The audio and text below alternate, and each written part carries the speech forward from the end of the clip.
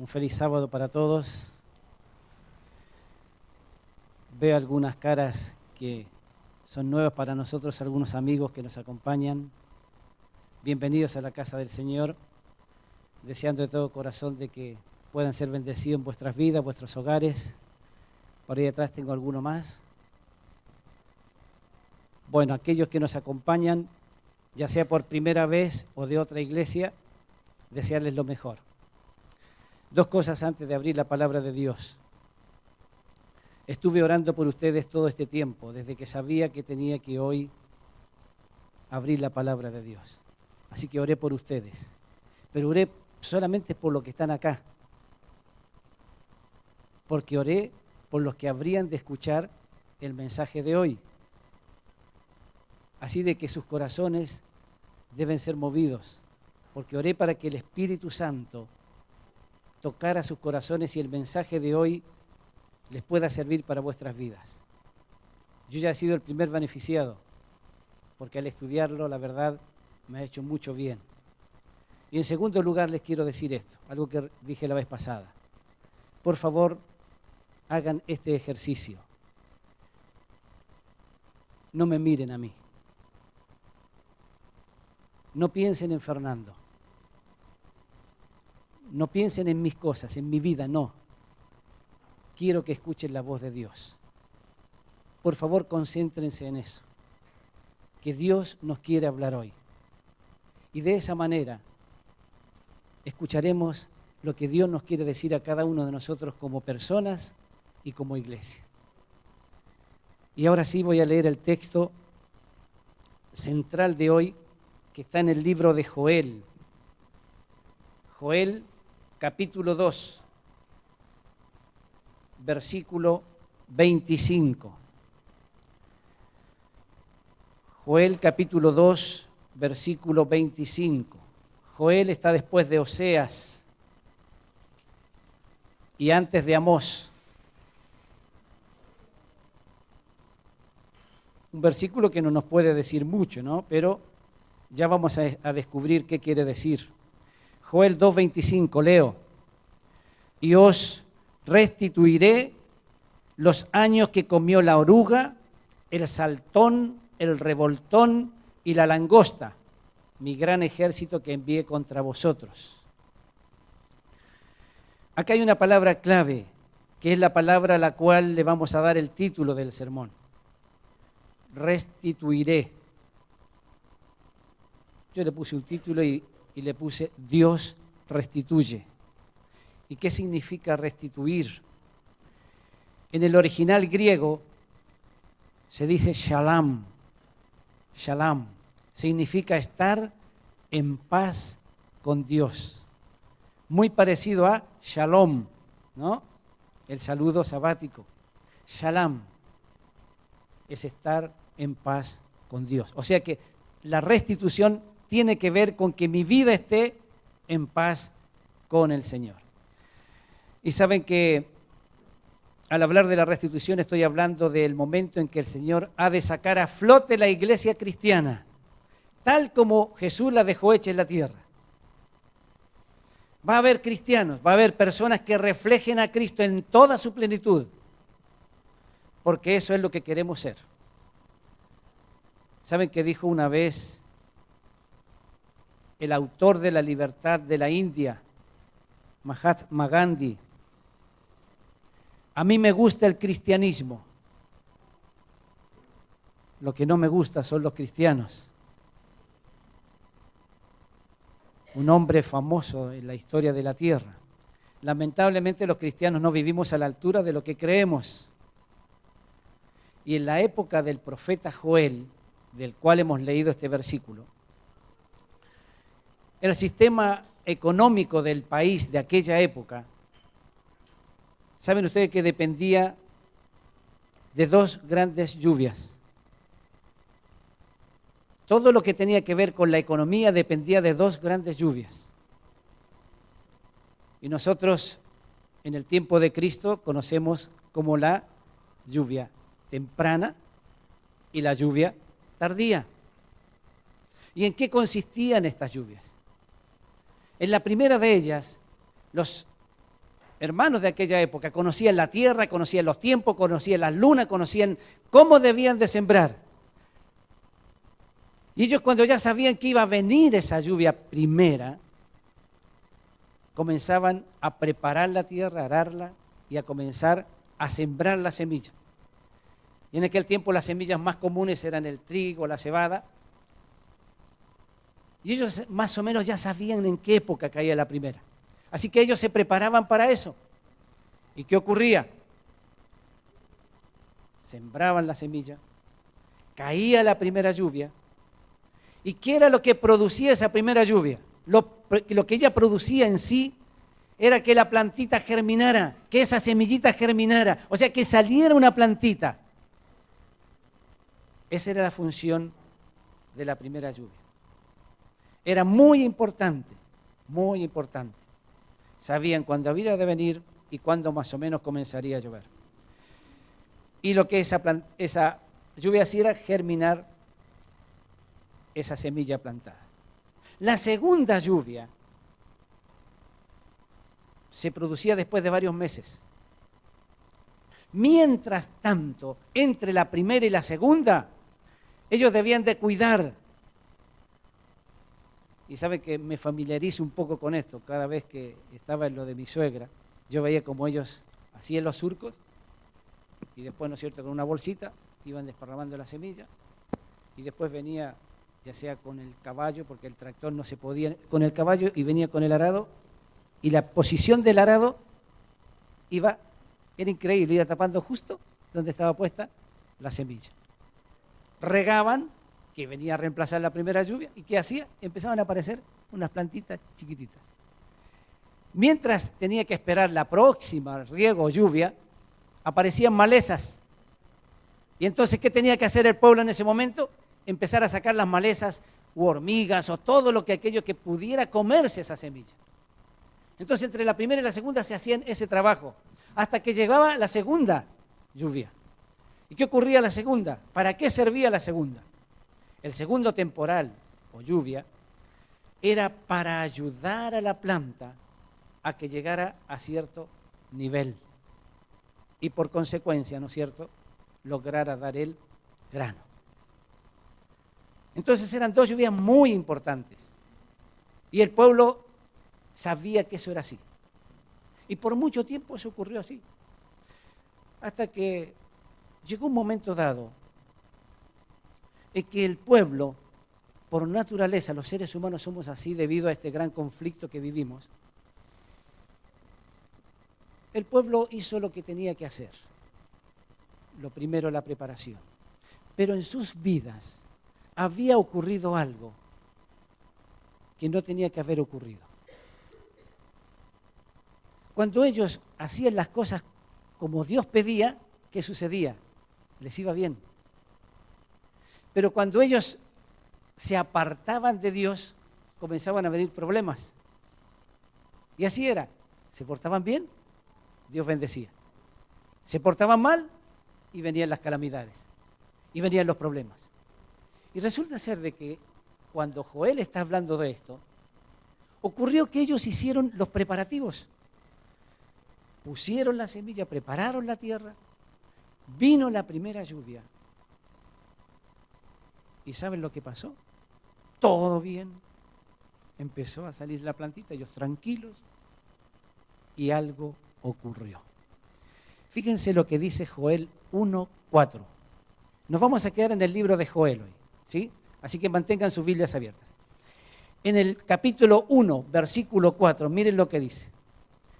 Lo que quedó de la oruga lo comió el saltón, y lo que quedó del saltón lo comió el revoltón, y la langosta comió lo que del revoltón había quedado. ¿Qué había pasado?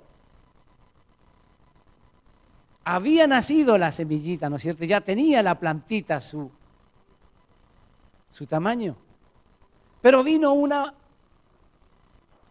oruga o gusano. ¿Y qué hizo el gusano? Comenzó a comerse las plantitas.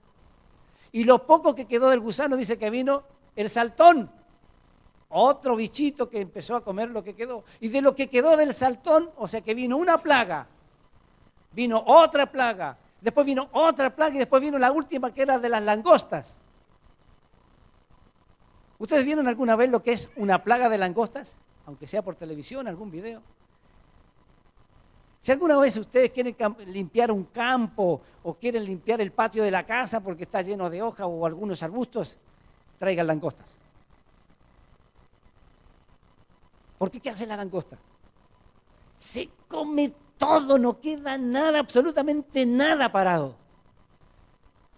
¿Saben que cuando estudiaba esto, a qué época me fui a remontar? ¿Dónde hubo una plaga similar? En Egipto. Fue la última plaga. ¿Y saben lo que pasó con Egipto? Ya lo comentamos la vez pasada. Ese país quedó en quiebra, totalmente en quiebra, quedó devastado totalmente. Y mis hermanos, ¿y saben que ocurrió lo mismo?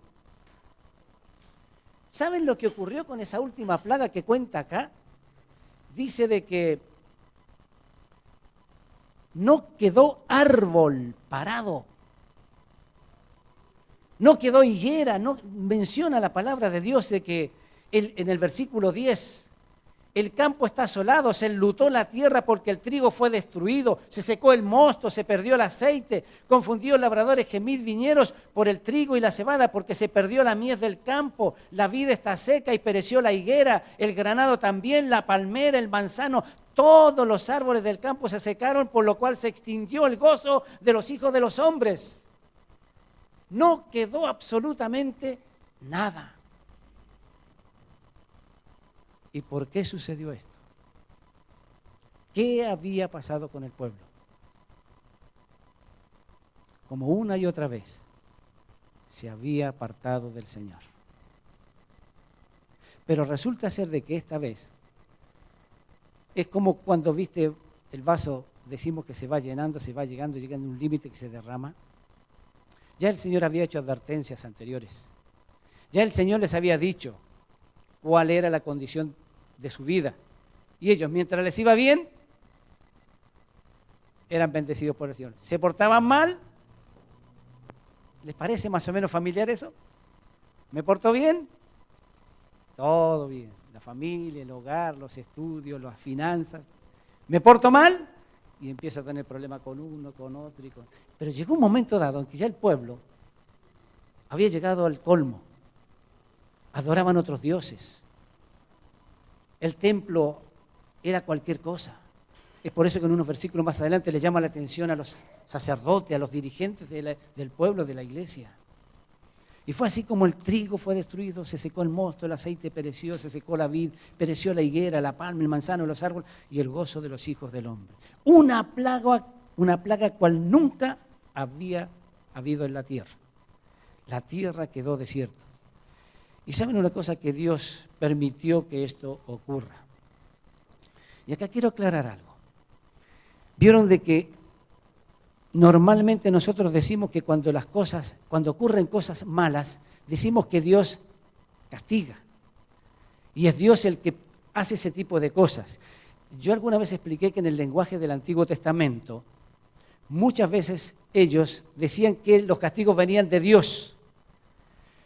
Yo quiero recordar de que en el Antiguo Testamento al principio no se conocía mucho de Satanás, no se hablaba tanto de Satanás como hoy nosotros sabemos de que todo lo que es malo viene de parte de él. Sino que ellos conocían de que los pueblos que vivían a su alrededor, lo único que hacían que era, cuando no llovía, le decían al Dios, ¿cómo estaba ese Dios? Enojado. Entonces, como el Dios estaba enojado, había que hacer algún sacrificio para que lloviera. Entonces, todo dependía del Dios. Entonces, ellos se criaron con eso. Entonces, cada vez que había algo malo, le echaban la culpa a Dios. Está enojado, por eso nos pasa eso. Y ellos no aceptaban de que era por sus equivocaciones y como consecuencia de su equivocación. Entonces, ellos se criaron viviendo con eso. Entonces, cada vez que decían, aún el lenguaje de la Biblia dice que Dios los castigó, no. Es un lenguaje para que nosotros entendamos como el pueblo lo entendía. Y acá pareciera ser de que Dios mandó las plagas. Hermano, pregunto una cosa.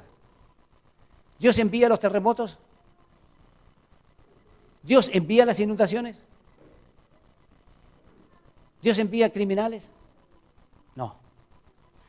No hay absolutamente nada, pero nada de lo malo que venga de Dios. Todo lo que es destrucción viene del enemigo de Dios. Lo que Dios hizo ahí es que permitió, Dios advirtió, pero permitió que eso ocurra. ¿Y qué es permitir? ¿Qué es lo que Dios permite? Permite que lo que está del otro lado, las consecuencias del otro lado, Dios las permite porque es la consecuencia de algún pecado. ¿Se entiende lo que digo? Dios cuando permite las cosas malas es porque están del otro lado, están en el otro bando, son las consecuencias de las equivocaciones del ser humano. Y acá el pueblo de Dios se había equivocado en el camino. En su proceder había llegado a un límite. Y es por eso de que, hermanos, cuando yo me pongo del otro lado, lo he compartido con algunos de mis íntimos y les explico esto. Satanás siempre nos ofrece cosas, entre comillas, lindas. Siempre nos ofrece algo que me gusta. Siempre me ofrece el pecado que yo soy débil. Y te lo presenta así, mira qué lindo, no te va a pasar nada, mira qué lindo que es. Disfrútalo. Y cuando yo tomo la decisión de disfrutar o hacer ese pecado, ¿qué sucede después con la consecuencia? Cuando viene la consecuencia y me viene la deshonra, me viene la vergüenza, me viene la separación, me viene el descrédito, me viene toda la consecuencia mala. ¿Qué pasa cuando yo le digo a Satanás, ¿y ahora qué hago? Y él, ¿qué te dice? Vos elegiste, vos tomaste la decisión. Y esa es la gran diferencia de lo que te ofrece el enemigo a lo que te ofrece Dios. Y este pueblo recibe como consecuencia de su decisión estas plagas. Y hermanos, el pueblo, ¿qué iba a hacer ahora? ¿Cuál era el panorama de este pueblo? ¿Cuál era lo que a ellos les quedaba por delante? Mis hermanos, el futuro del pueblo era terrible. El futuro iba a ser mucha hambre. Algunos árboles se murieron. El futuro se veía muy negro. Iba a haber angustia, muerte dentro del pueblo. Y esta plaga vino entre las dos lluvias, vino en el medio. Para ayuda nuestra o beneficio nuestro, hay un pensamiento que es importante en mi vida. Esta es la oportunidad de Dios. Cuando el hombre no puede hacer nada por sí mismo, ese es el momento en que Dios puede intervenir y Dios desea hacer lo que nosotros no podemos hacer por nosotros mismos. La imposibilidad del hombre es la oportunidad de Dios. Lo que para ti es imposible, para Dios es posible. Dime algo que Dios no pueda hacer. ¿Hay algo que Dios no pueda hacer en mi vida? ¿Algún cambio? Lo que no puede hacer Dios, hay una cosa que Dios no puede hacer. ¿Y saben cuál es? Hay algo que Dios no puede hacer en mi vida. Y es obligarme. Obligarme a aceptarlo. Aunque debiéramos aceptarlo. Pero Dios no me obliga, no me puede obligar. Bueno, ¿cuál era la solución? ¿Cuál era la solución para este problema? Miren lo que dice Joel, capítulo 2, versículo 12. Joel 2:12. Por eso pues, ahora dice Jehová, convertíos a mí con todo vuestro corazón, con ayuno y lloro y lamento. ¿Qué dijo el Señor? Convertíos. Versículo 13, miren lo que dice. Rasgad vuestro corazón y no vuestros vestidos. ¿Por qué habrá querido decir el Señor, rasgad vuestro corazón y no vuestro vestido? El corazón, ¿dónde lo tenemos? Adentro. ¿Dónde está el vestido? Afuera. Lo que Dios está queriendo decir de que Él quiere un cambio interno, no externo. No un cambio que solamente yo pueda mostrar cómo me ven los demás, sino un cambio de corazón donde todas esas mañas que tengo en la vida, esas costumbres que a veces me debilitan la fe, esas cosas que se interponen entre Dios y yo, debo sacarlas. Pero tiene que haber un cambio desde adentro. Yo puedo estar muy bien vestido, pero ¿qué es lo que hay dentro de mí? Lo que tengo acá puesto es cáscara. Pero ¿qué pasa con mis pensamientos, con mi corazón? Y el Señor, ¿qué me pide eso? Un cambio de corazón. Romped vuestro corazón y nuestros vestidos y convertíos al Señor, porque Dios, ¿cómo es? Misericordioso y clemente, tardo para la ira y grande en misericordia, y se arrepiente del castigo. Miren, hermanos, lo que Dios está queriendo decir es de que hagamos esos cambios profundos. Saben que muchas veces nosotros venimos a la iglesia por compromiso, a veces por amistad. A veces elegimos la iglesia que nos gusta más por el templo, por la parte física, me siento cómodo. Me gusta la música que tocan, porque hay algunas que son medias tristes y otras más alegres, entonces busco una iglesia así. O la iglesia donde van mis amigos. Y no venimos con la idea de encontrarnos con nuestro Dios. O venimos a la iglesia porque es el lugar donde crecimos y nos sentimos más justos, nos sentimos más santos, somos más buenos. Pero saben ustedes que inmediatamente después de que salimos de la iglesia, regresamos a casa y en casa vamos a seguir pecando. Vamos a seguir acariciando esos pecados favoritos, vamos a seguir con nuestra vida cotidiana, lobos vestidos de ovejas. Venimos a la iglesia vestidos de ovejas, hablamos como ovejas, nos comportamos como ovejas, pero regresamos a casa y nos vestimos como lobos. Hablamos como lobos y actuamos como lobos. Alguien dijo por ahí que los cristianos somos muy buenos artistas. Creo que lo dije alguna vez. Y sobre todo los que predicamos. Porque el pararnos acá cuesta. Y mostramos una cosa. Pero muchas veces es posible que salgamos de acá y hacemos otra cosa. Y actuamos. Es más, en Apocalipsis dice que somos espectáculos para el mundo, para el universo entero. Hay algunos que a veces cuando oramos hasta cambiamos la voz. Oh Señor, por favor. Y cambiamos y actuamos. A veces los predicadores usamos técnicas para llamar la atención. Somos artistas, los cristianos. Pero Dios desea que seamos auténticos, genuinos, que no actuemos en apariencias. Dios desea que nos arrepintamos del corazón desde adentro. Y saben que Dios aconseja a su pueblo. Ahí en el versículo 15, en el capítulo 2, versículo 15 en adelante, tocad trompeta en Sión, proclamad ayuno, convocad asamblea, reunid al pueblo, santificad la reunión. Que nuestras reuniones sean diferentes, que sean santas. Juntad a los ancianos, congregad a los niños y a los que maman. Salgan de su cámara el novio y de su tálamo la novia. Entre la entrada y el altar lloren los sacerdotes, ministros de Jehová, y digan: perdona, oh Jehová, a tu pueblo, y no entregues al oprobio tu heredad, para que las naciones se enseñoreen de ella. Porque, ¿por qué han de decir entre los pueblos, ¿dónde está su Dios? Mis hermanos, ¿no será que muchas veces dejamos mal puesto a Dios con nuestras actitudes? Pero, ¿cómo vos no sos cristiano? ¿Pero por qué decís eso? ¿O por qué haces esto otro? ¿Cómo? ¿Y no eres cristiano? Y dejamos mal puesto a Dios. Perdona a tu pueblo, dice. Perdona a tu pueblo, por favor, restitúyenos. Pero tiene que haber un arrepentimiento de veras, no un arrepentimentito, así chiquitito, no un arrepentimiento de veras, uno de veras, uno auténtico, uno de corazón, no jugando a medias. Si de veras crees que esto es en serio, si de veras crees que Dios escucha tu oración, si de veras te quiere salvar, si de veras estás arrepentido, si de veras quieres que tus hijos se salven, entonces arrepiéntete.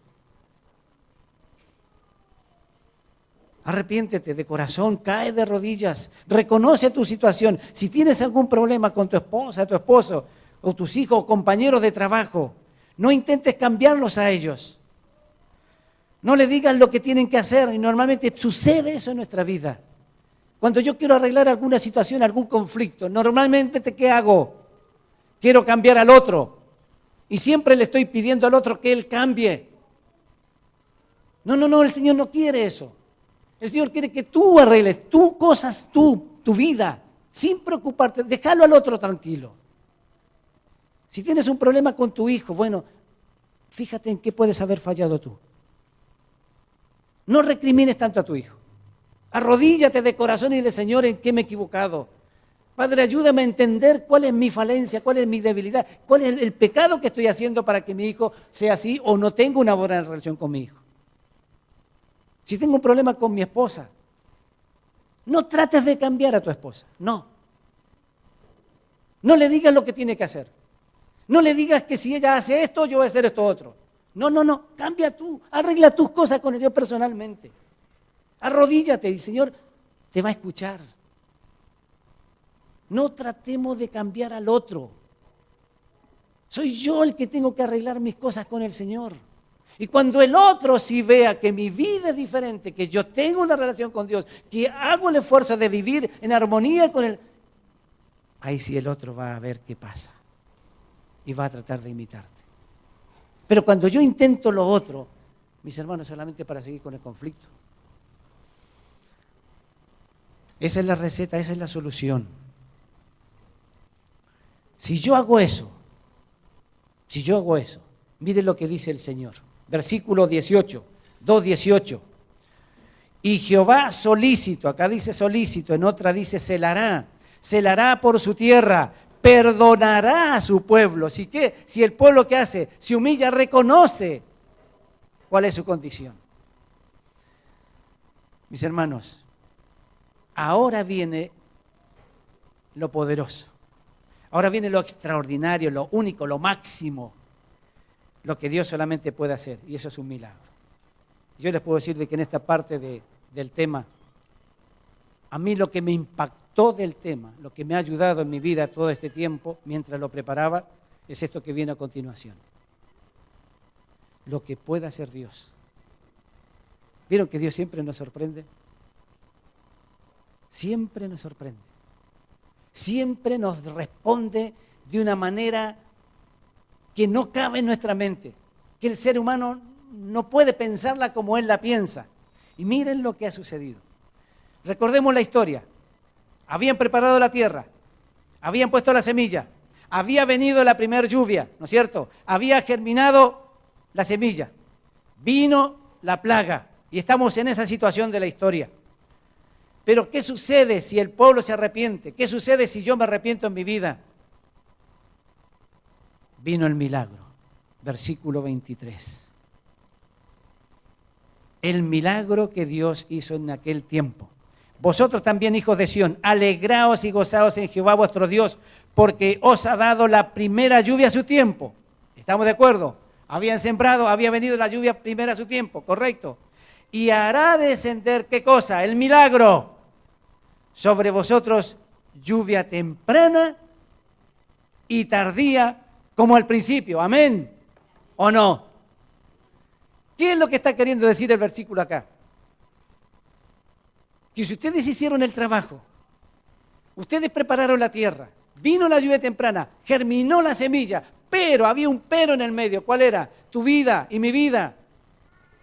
Pero tu vida no está en armonía con el Señor. Y por consecuencia de eso, ¿qué ocurrió? Vinieron plagas una detrás de otra. Mis hermanos, cuando estamos en armonía con el Señor, ¿vienen plagas a mi vida? ¿Se acuerdan de lo que estudiamos hace unos meses atrás? Que el Señor nos promete qué cosa, si yo soy fiel al Señor, ¿se acuerdan? Santo, apartado del mal. ¿Se acuerdan del caso de Job, que tenía las 4 cualidades? Perfecto, recto, temeroso de Dios y apartado del mal. ¿Qué sucedía? Satanás no te puede tocar, no te pueden venir las plagas. Prueba sí que no es lo mismo.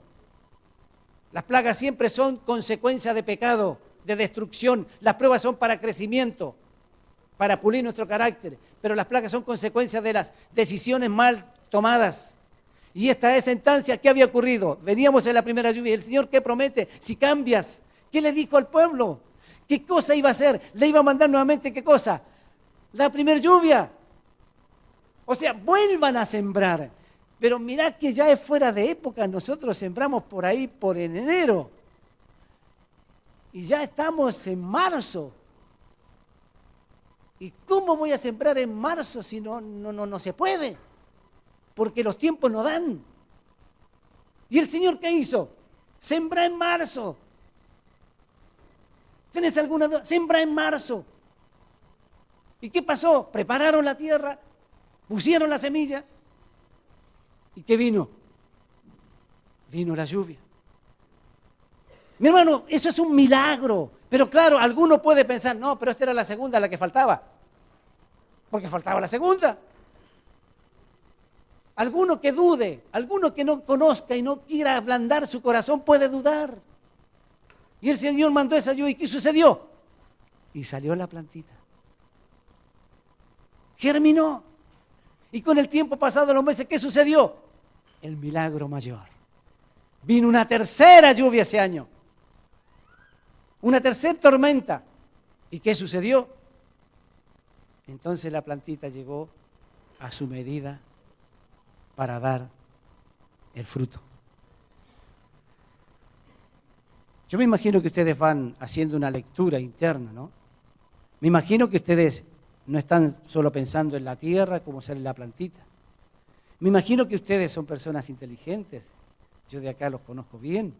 Y ustedes saben lo que está pasando. Y es muy posible que tú digas, y bueno, ¿y qué tengo que ver yo con el campo si yo soy un hombre de ciudad? ¿Será que ahora tengo que ir a casa, agarrar una macetita como los niños en el colegio y poner una semillita a ver qué pasa? ¿Será lo que el Señor me está queriendo decir es eso? El Señor dice, yo os restituiré, en el versículo, restituiré, versículo 25, el que leímos. Voy a hacer un milagro, le dice en el versículo 25. Y voy a restituir, ¿qué cosa? Los años que comió la oruga, el saltón, el revoltón, la langosta. Todo eso lo voy a restituir. Todo eso que ustedes habían perdido, todo eso que había desaparecido, yo lo voy a volver a hacer brotar. Y todos esos problemas económicos que ustedes estaban teniendo, todo eso que no iban a llegar a fin de mes, yo se los voy a restituir. Es más, el pueblo de Dios dice que esa sembrada que se mandaron fue tan grande, tan maravillosa, que guardaron por años. El milagro viene, hermano, cuando ¿qué cosa ocurre antes? Cuando hay arrepentimiento. Y entonces, pregunto, ¿no será que el Señor ha sembrado en ti la semilla? ¿Será que el Espíritu Santo ha sembrado semilla en mi corazón? ¿Será que ya cayó la primera lluvia? Porque la primera la recibimos ¿cuándo? Cuando aceptamos a Cristo. Cuando yo acepto a Cristo y me bautizo, ¿qué estoy recibiendo? La primera lluvia es la que hemos recibido todos. La lluvia temprana la hemos recibido todos al aceptar a Cristo. Mis hermanos, si es que hay alguna duda con respecto a eso, te aclaro que en el Nuevo Testamento, en el libro de Hechos, cuando los apóstoles recibieron, Hechos 2, 14 al 21, si lo quieren verificar, cuando vino el día del Pentecostés, ¿qué dijo el apóstol Pedro? Palabra del Señor. El profeta Joel anticipó la lluvia temprana y la lluvia tardía. O sea que esa profecía que Dios le dio a Joel en su tiempo local, lo era local, pero también lo era para el futuro. Y en el futuro estás involucrado tú y yo. Ya nuestros hermanos del día del Pentecostés lo recibieron, pero en Apocalipsis, ¿qué dice? Que vamos a cegar, ¿qué cosa vamos a cegar? Los frutos de haber sido fiel al Señor. Dios lo había dicho antes, para el tiempo del fin, que habría de venir la lluvia temprana y la tardía. Entonces me pregunto, ¿será que hay algo que tú crees que Dios no puede solucionar en tu vida? ¿Crees que tu problema es tan grande que ni Dios lo puede solucionar? ¿Piensas que llegaste tan lejos que Dios no te puede hacer volver? Miren, yo siempre he dicho esto porque a veces me emociono, pero Dios siempre me da cosas maravillosas. Este tema para mí ha sido muy profundo, me ha ayudado mucho en mi vida. Y siempre me hace derramar lágrimas. Y hoy en la mañana, ocurrió algo que me fortaleció tanto. Se los confidencio porque son mi familia. Cuando llegamos, había poco hermandad a las 9 de la mañana y sonaba el teléfono de la sala pastoral. Fui y dije, alguien seguramente necesita algo o alguien está teniendo problema con el viaje. Pensé en los que viajaban. Fui, agarré mi llave, abrí la sala pastoral, que entre paréntesis los diáconos, está mi hermano líder diácono, hay que arreglar el teléfono porque resulta que suena otra vez, agarro el teléfono y me quedé con el tubo en la mano, ¿no? La fichita se falseó. Entonces, qué lástima. Dije, bueno, si vuelven a llamar, y la puse de nuevo, ¿no? Y digo, ¿será que el Señor está llamando algo importante? Así que me quedé y suena el teléfono, así que metí la ficha y se volvió a salir. Y digo, uy, y la volví a meter hasta que la metí y la puse ahí. Hola, hola, hola, me dicen. Y dice, pensé que se había cortado. Hola, ¿qué tal? ¿Quién es? ¿Usted es el pastor? No, le digo, mira, soy anciano de la iglesia, soy Fernando. Hola, Fer. Y me habló una chica de nuestra iglesia que hace mucho tiempo que no viene. Y yo con cosito apretado ahí, más o menos incómodo, le trataba de hablar y me empieza a contar de que quiere casarse. Entonces me hace algunas preguntas técnicas en cuanto al casamiento y cómo la iglesia procede cuando uno es de afuera y uno es de adentro, etc. Entonces le dije, mira, la iglesia no hace eso, lo que sí pueden ser los dos católicos o los dos adventistas. Entonces me pide ella alguna información más.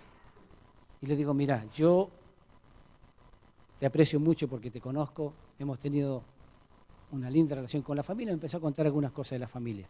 Resumen, le digo, mira, yo aprendí esto en la vida, que las cosas a los hijos de Dios no le pasan por casualidad, sino que hay una causalidad. ¿Por qué? Y yo te puedo asegurar, le digo, que el Señor permitió esta mañana esta conversación. Y le comenté así rápidamente que hoy predicaba y iba a hablar de la restitución. Le digo, ¿no te parece que el Señor te está hablando en este momento? ¿No te parece que es que Dios quiere que arregle las cosas con Él? ¿Qué pasaría si hay tiempo? Quedan 2 meses. ¿No te parece que hay tiempo para que te arrodilles? Háblalo. Yo no te quiero presionar de ninguna manera. Siento que Dios por algo permitió esta llamada y mirá en la condición que se hace.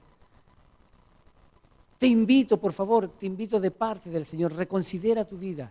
Qué lindo sería, le digo, qué lindo sería que te arrodilles y hables con el Señor y si el Señor te restituye, puedas tener un matrimonio feliz.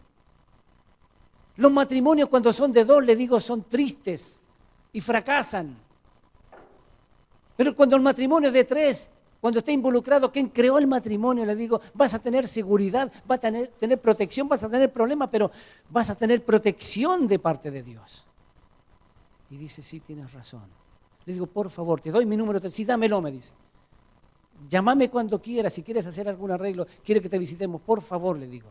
Pero considera esto, para mí es un milagro y Dios me fortalece porque el tema de hoy es este, le digo. Es de la restitución de los hijos que pueden estar alejados del Señor. Y el Señor nos llama hoy a lo mismo. Hermanos, yo le agradecí al Señor porque me sentí tan fortalecido esta mañana. Me sentí tan bien como el Señor me ayudó a que mi vida, en la que estoy luchando día a día, minuto a minuto y segundo a segundo, que quiero ser restituido completamente para el Señor. Y esa es la invitación que Dios te hace hoy también a ti. Dios puede obrar milagros maravillosos en nuestras vidas. Pero si somos humildes, si reconocemos que tenemos que arreglar algunas cosas. Y el Señor nos invita a arrepentirnos, a salir de ese estado de tibieza, ese estado donde puede haber pecados en mi vida que no me permiten tener una relación perfecta con el Señor. Piensas que tu problema matrimonial no tiene solución y Dios no puede hacer nada por eso para cambiarlo. ¿Será algún problema económico y te das cuenta que los números no te cierran y no llegas bien a fin de mes? ¿Será que Dios se mete en eso? ¿También tiene que ver con eso?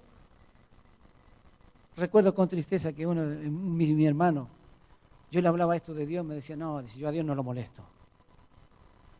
Yo a Dios con la plata no lo molesto. Lo dejo tranquilo. Yo a Dios no lo voy a estar pidiendo para que me ayuden.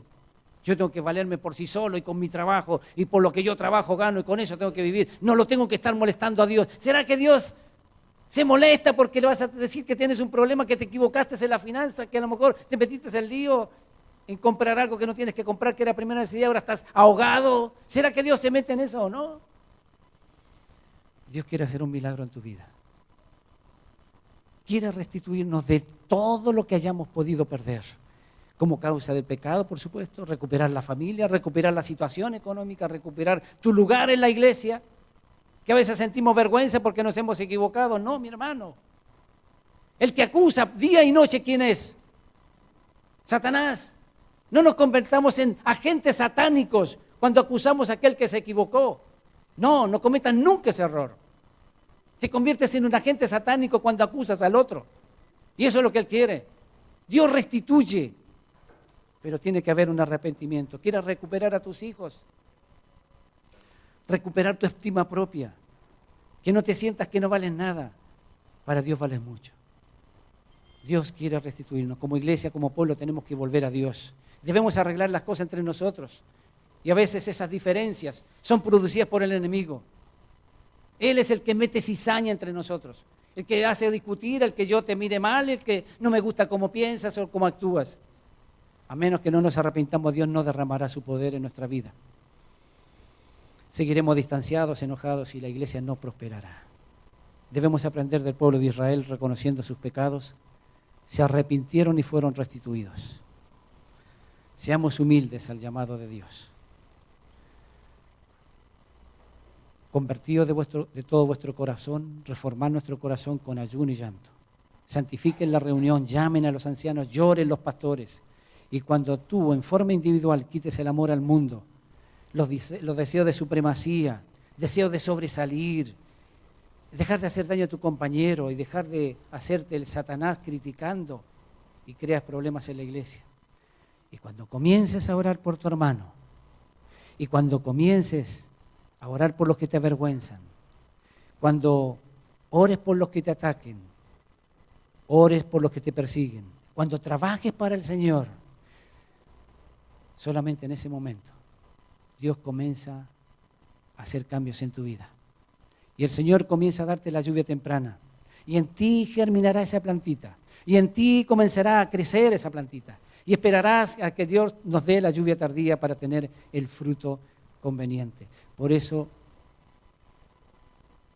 no va a ocurrir si no estás dispuesto a caer de rodillas ante el Señor. Y reconocer de que somos pecadores, que necesitamos arrepentirnos de algunas cosas. Dios necesita hombres con decisión hoy en día. Y cuando habla de hombres se refiere al género humano.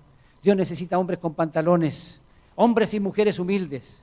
El enemigo de la iglesia no es el pastor. El enemigo de la iglesia no son los ancianos. El enemigo de la iglesia no son los dirigentes. Es el enemigo invisible que está tratando de destruir la iglesia. Dios necesita que el pueblo se dé cuenta de esta situación. De que Satanás se comió toda la siembra y quedó la tierra desolada. No permitamos que ocurra esto en la iglesia y en nuestra vida. Y Dios te invita esta mañana a tomar esa decisión. Dios desea que entreguemos nuestra vida nuevamente a Él, pues desea restituirnos. ¿Qué le vamos a responder a Dios? Que el Señor os bendiga esta mañana. Amén.